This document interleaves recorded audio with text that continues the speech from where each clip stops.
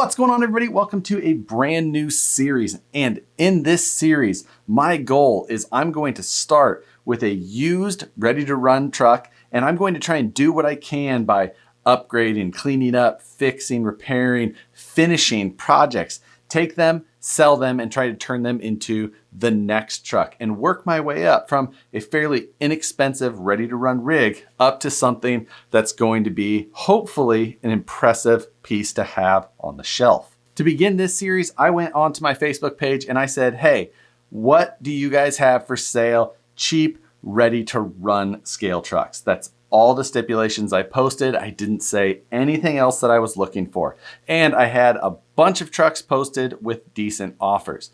Now, to start this series out, I wanted to try and keep it as inexpensive as I could while still getting something that had some resale value potential in the future. What I was looking for were possible trucks that had good parts but maybe weren't set up well and just didn't look quite right, or a project that was unfinished but had most of the parts there. The other options were a really good base truck underneath that maybe just had a worn out or tired or just not a very attractive looking body. And then the last option was just to find a good deal, something that had nice parts, looked pretty decent, that I could get at a good price. I think those options are basically just what anybody is looking to buy when they're buying a used truck, specifically someone who maybe has some sort of eye for finishing a project or what you want a finished project to look like when it's done. In the case of this series, I had one get posted up by Ben Benavides,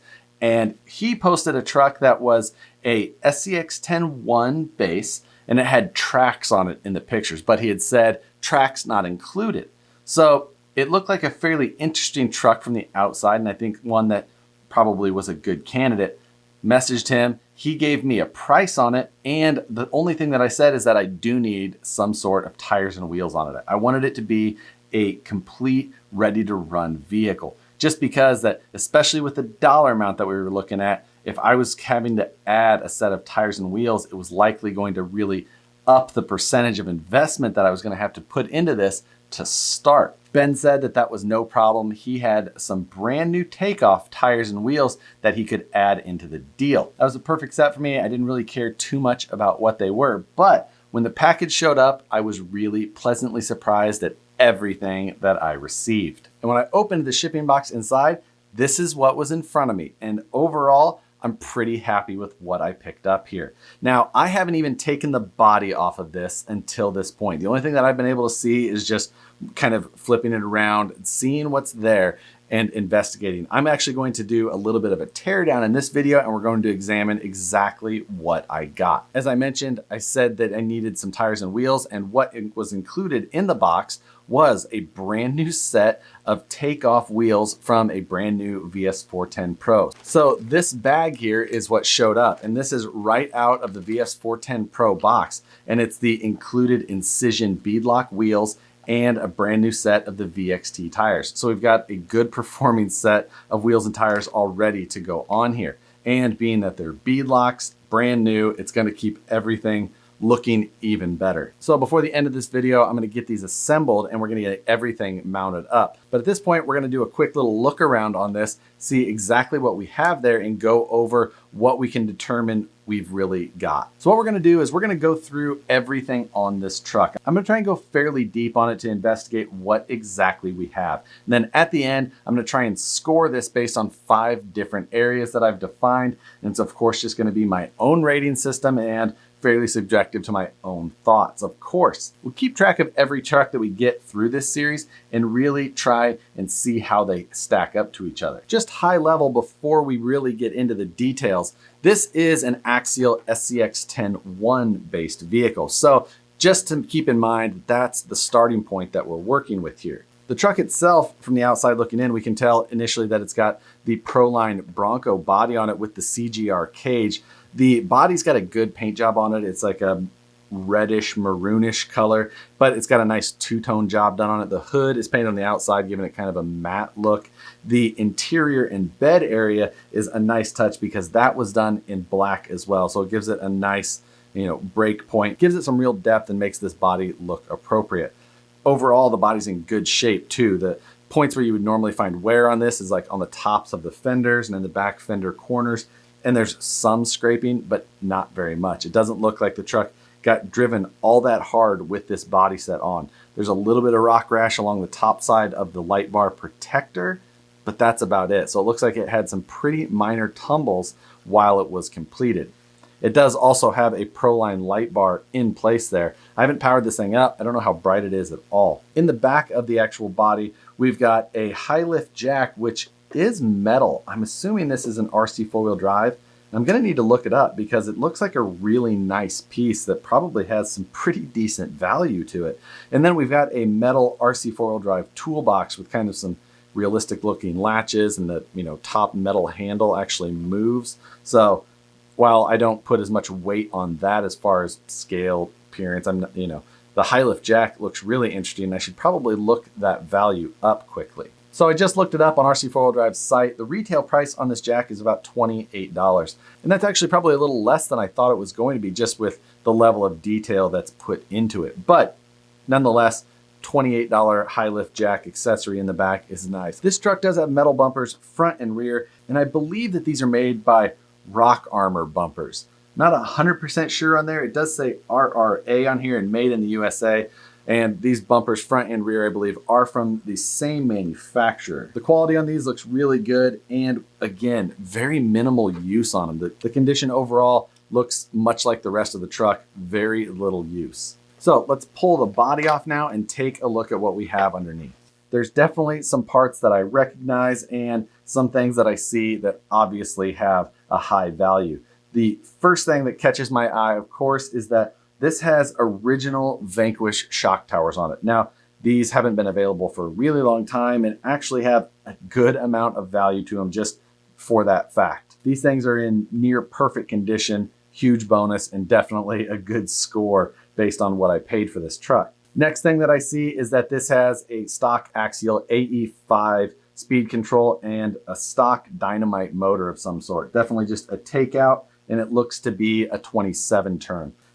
And also we've got a Tactic TSX 45 front steering servo with a metal servo horn. I think that's a pretty reasonable fitment of electronics based on the price. My total investment in this truck so far is $175. So I think that we're in good shape as far as what I paid, even just kind of based on what we've seen at this point. Now the truck does appear to have a stock axial transmission, but it does have wild bore HD drive shafts. Those are a good solid drive shaft. Glad to see that in there. The battery tray, this is something that I'm very familiar with. I covered it way back in the Deadbolt budget build, and it was made just right in my backyard and sold through my website for a really long time by Howard. So I think these sold for $20, maybe 25 shipped. I can't remember, somewhere right in there.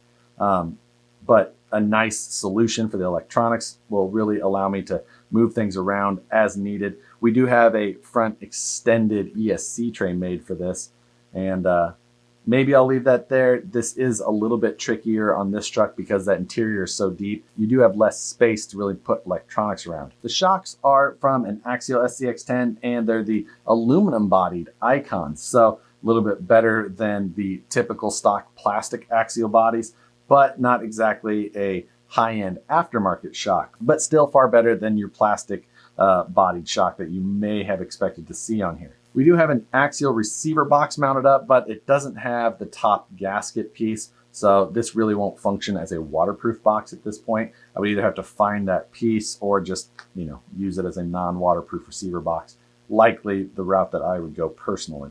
Moving downwards, we've got more really nice parts. I do see that this has a full set of Vanquish titanium links on this. And that is for the Vanquish Stage 1 kit that's on here. So it's got Vanquish aluminum, C's, and knuckles rear lockouts. The knuckles are the Zero Ackerman high steer, and again, the Vanquish titanium tie rod between them. I do see that the drag link is not Vanquish. It's actually a hexagon piece, but looks to be well made overall. The axle housings are not stock either. These, I'm pretty positive, are SSD plastic housings. Now, I'm guessing that we've got stock gears inside of these axle housings. That is one thing that I'll probably check. I'll probably open that up. I expect that this transmission is bone stock, but probably also a good idea just to open that up and just to see if by chance that there's metal gears inside. So let's open up those two things just to get ourselves the full picture on what we have here. Use on this truck again is really low, but the screw heads do still have dirt packed in them, so we had to clean those out just a little bit.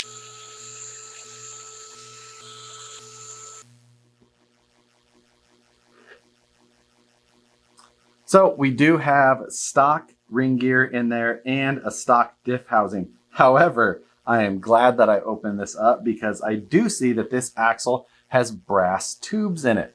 Again, just another score of a part to see in this build. After seeing that, I feel like I have to open this rear axle to see if it's possibly tubed. No, the rear looks completely stock. I don't see any evidence of tubes, and we've got stock gears in there, but everything is greased up, looks like with red and tacky or something along those lines. So, but still good news as far as what we found at this point. Last thing I'm going to do is pop out the center transmission, just take a look in there and see what everything is.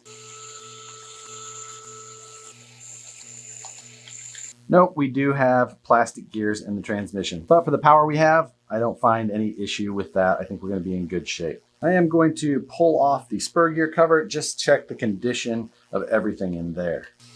So what we find in here is different than necessarily what I expected. I was thinking of the possibility that I would see the other style of top shaft. This is using an 87 tooth spur gear and a 20 tooth pinion gear. Something I do notice is now that I get the truck, now that I get the transmission out, I can only see the 2 on the bottom of the motor, but with it out completely, I can see that this is actually a 20 turn motor, not a 27 turn. A little faster than I would probably really like to see with 8720 gearing as well. But everything that I see on this truck so far leads me to think that it was not abused at all in its past. Now, being at the point we're at right now, I don't see that I need to do any work to the actual running gear of this. The bearings in the transmission looked like they were in good shape. It was lubricated, clean inside. The axles are lubricated and clean inside. There's just some sand and dirt in a few places, but nothing major. I think what I can do is actually just reassemble everything and get this truck just back to the point that we started at tonight. So I'm going to quickly do that, and then we're going to come back around to what my plans are. So I've got everything back together on the truck. At this point, I'm going to mount up these tires and wheels, and then we're going to get the body put back on and see the full picture of what we've got to work with for the next step of this series. All right, so we've got the truck all back together. We've got the wheels and tires mounted for the very first time, and I can finally see what we've got going on here. And from here, what I'm gonna do in following videos is start to kind of tweak with the truck a little bit, just adding what I can that will be nearly free or very cheap that I feel will add value to this. And that's going to be the biggest part of this series, is taking a truck like this, trying to clean it up, change it up, make it look as best as possible with what we have. If need be, I will add or upgrade, repair parts, and go from there. But I'm going to keep track of every expense that a truck has so that I can kind of see where we're at the very end. Because by the end of this season of the series, I want to end up with a very nice truck for a pretty modest investment. Like I said, at this point, this truck has cost me $175. So I have to think that Ben gave me a pretty good deal on what we have here. Now, I'm not trying to buy or sell these things under some sort of pseudo name or anything like that. I'm just going to be listing them as myself. I'm going to tell you guys what I have in it. So when I put it for sale, you know what I'm going to be making, really. I'm not trying to disguise any of that. Any parts that I add to it, I'll likely try and either buy used or have fairly minimal investment in them, at least at the early stages, just because I need to try and keep them as inexpensive as possible to try and make money on them. Now, I can get discounts on a lot of parts, but I think I'll be keeping that to a minimum through this series. But again, you will know what we've got in these trucks when they go up on the block. Now, as I mentioned, I do plan to put a rating on these vehicles as far as what I've got in front of me, and then I'll update that at the end before we sell it. And we're going to do it with 5 different categories. The first one being quality. And we're going to rate all of these categories 1 through 10. So quality is going to be quality of the parts that are actually used in it. The next one's going to be age or generation. And what I mean by that is taking this rig, for example, this is SCX-10-1 base. So it's not the current generation. So that's going to kind of knock the value down some and therefore make it a little bit harder to sell or harder to sell at a higher dollar value. So that has to be taken into account. Now, being old doesn't necessarily mean that it's worth less. It could be a vintage item that we end up with at some point in this series, and that might be worth more. But regardless, most likely what we're going to be dealing with is more current generation stuff, especially as we go further, as I think that's where we're going to find the ability to trade these things a lot easier. The third category I have is finish, and that is how used up the parts are, how well everything is put together. Do you have a bunch of just really worn out parts that are close to the end of their life? Or do you have a bunch of mismatched hardware with Phillips head screws and plastic lock nuts? Or do you just have nice matching hardware with barely used parts? The fourth category we have is the practicality, dependability category. How well built is the truck? If you take it out for a day of crawling, do you expect that it's going to make it through, or are there some obvious weak points that may be problems? And for the fifth and final category, we have resale value. And that is the most important part to this, because what we will be doing is selling the truck and then trying to buy the next one. And we don't want it to be too hard to sell, because I need to move vehicles as much as possible to try and keep this whole thing moving. And I don't expect to make huge leaps with each step. I'm going to have to kind of grind it out to end up with that nice truck that I want at the very end. The resale category is definitely going to depend on all of those other categories as well. So it's just going to be this balance of what we have. Now, I'm going to score each of those categories 1 through 10, and I'll kind of give you a short explanation why I'm doing so with each one. This one on the quality category, I'm going to give this one about a 6 out of 10. While everything that's used on it is nice. It's got Vanquish Stage 1 kit, Vanquish shock towers, which are hard to find. We've got nice plastic bead locks on it now, but they are plastic. We've got plastic axle housings on it, even though that they are upgraded, and we did find that they had beef tubes in there. The transmission, however, is bone stock and has the 48 pitch spur and pinion. Then, of course, we've got a stock AE5 ESC and a Dynamite 20-turn motor in it with a Tactic TSX 45 servo. So those items definitely don't bump it up in that quality category. The things that we have are nice, but a lot of the things we have are still stock, and therefore I can't see bumping it up much past that. Next, in that age generation category, again, we are a generation back with SCX-10-1 items. However, the good thing is that, of course, Axial SCX-10 parts definitely have a lot of carryover in the frame rails and the 3-gear transmission, still really well supported, bumpers changing over, things like that. A lot of these parts are pretty fitting for more current generation stuff as well. So we can take that into account. But being that it is an SCX-10-1 and not an SCX-10-2, for that reason, again, I think we should go with a 6 out of 10. For the finish category, category 3, that's where this truck is in good shape. We've got brand new wheels and tires that I just assembled. Our bumpers are barely scratched. Our axle housings are almost like new. We've got titanium links on it, which have a really high wear factor, and they're almost new as is. A lot of the other parts are just pretty much near new. Even the body, minimal scratches on it with a decent paint job, and overall a pretty clean piece. Now, it's not brand new out of the box, and it does have some running on it. So we'll probably give it around an 8 out of 10. And then for the practicality, dependability category, again, pretty solid parts. Everything looks good. SCX-10-1 stuff was strong. They held up to 2.2 abuse. So there's not going to be a whole lot of issues with the axles themselves. We've got good drive shafts. We do have that stock center mounted transmission and a brushed motor in there. It's a 20 turn, so a little faster than I would really like. And we have that Tactic TSX 45 servo, which is definitely going to be a bit of a hit there. Overall, I don't think that I would have any concerns taking this thing out for a fairly rough day on the trails, other than maybe that servo. Other than that, I think everything else is probably going to do all right. So I think, again, we're going to go with about a 6 out of 10. And finally, for category 5, our resale value category, this one, as we have it here,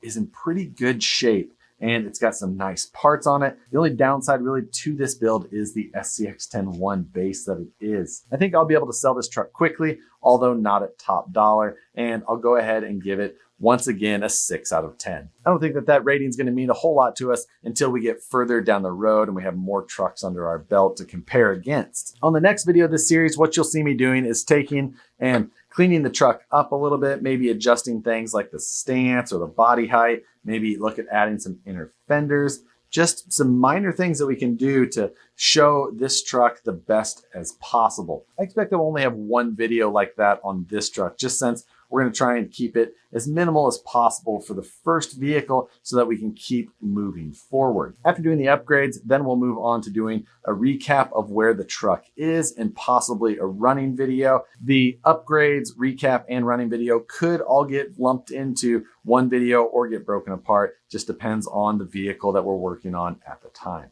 And then once we've finished all of that, we'll list the truck for sale. My plan is to keep a current status of this series on my website, and that's the location that I'll also likely list the truck for sale. That way I'll be able to have the current truck that we've got for sale, a list of the parts that are involved, any videos that go with it, and a background of the rating that we put on the vehicle, as well as all of the vehicles that we have in the future. It should make for an interesting repository of information, especially once we get further down the road and we've turned over however many vehicles that may be. And all of the costs associated with it will be tracked, including the final shipping to the buyer. And that is one thing that I'm gonna have to look at. If I can sell it locally and save that shipping cost, I'm gonna try and do that, just because it's gonna come out of the ability to get that much nicer of a truck. You know, $15 to $25 may not be a ton, but especially when we're in the earlier stages of this build, that becomes a pretty significant percentage of what we're putting in. So if you guys have any suggestions of things that we can do to clean the vehicles up, or, you know, little things that we can add for next to nothing, absolutely throw them in the comments below. I think that is going to be a really interesting part of what we can do here. There was only one other time on the channel that I think I ever worked on or looked in depth into a vehicle that was built and ran by somebody else before me. Beyond that, I've pretty much always worked with new or vehicles that I was building from scratch. So I'm really interested to see what your guys' reception is to this. So drop all of your suggestions in the comments below. I'll be super interested to read them. Once we get to a point in the series where we end up with a vehicle that's pretty much towards the top end of the market, or one that I just want to keep so badly that I don't want to sell it, then we'll start back over. I'll look for another cheap, used, ready to run, and we'll just do this whole thing again. So hopefully you guys enjoyed this. If you did, hit the like button, subscribe if you want to see more of these videos in the future, and hit the notification bell so you see them as soon as they get uploaded. As always, I appreciate you guys watching the videos and the channel. Everything means a bunch. I'm really been happy with how the channel's progressed over the last couple of years, and I think we've got a lot more fun to come. So with that said, again, thanks for watching, and we'll see you on the next one.